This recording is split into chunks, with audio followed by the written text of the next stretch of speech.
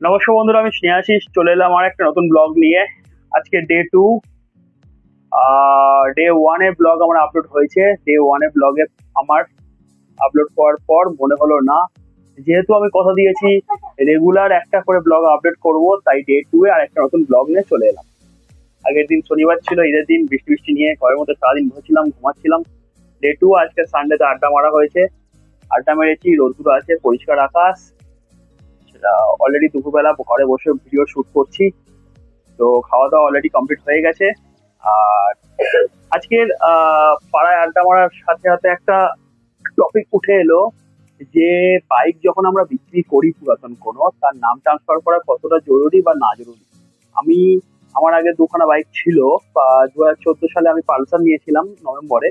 Pulsar 150 একটা গাড়ি নিয়েছিলাম, তো বছর দু আড়াই চালানোর পর সেই গাড়িটা বিক্রি করে দিয়েছিলাম, যদি নাম ট্রান্সফার এখনো করেনি।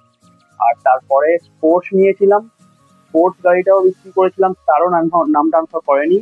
আর রিসেন্টলি গত মাসে প্ল্যাটিনা একটা গাড়ি আছে, সেটা বিক্রি করেছি। আর ওটার নাম ট্রান্সফার করবে, প্রসেসে আছে, কথাবার্তা বলছে, আফটার ইলেকশন হবে, যেহেতু পশ্চিমবঙ্গে এখন ইলেকশনের সামনে। তো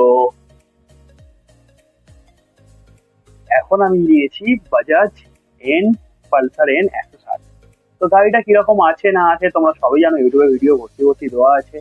তো এই গাড়িটা নিয়েও একটা ভিডিও আমি বানিয়ে দেবো একদিন। আর এক্সস্ট সাউন্ডটাও শোনাবো। যেহেতু আমি যেখানে থাকি আশেপাশে বাড়ি ঘর অনেক আছে, তো এখানে অত জোরে এক্সস্ট সাউন্ড দিলে অসুবিধা হবে। তো আমি একদিন অফিস যাওয়ার পথে বাসন্তী হাইওয়েতে দাঁড়িয়ে ফুল পিক আপে এক্সস্ট মানে সাউন্ডটা দিয়ে শোনাবো, কেমন?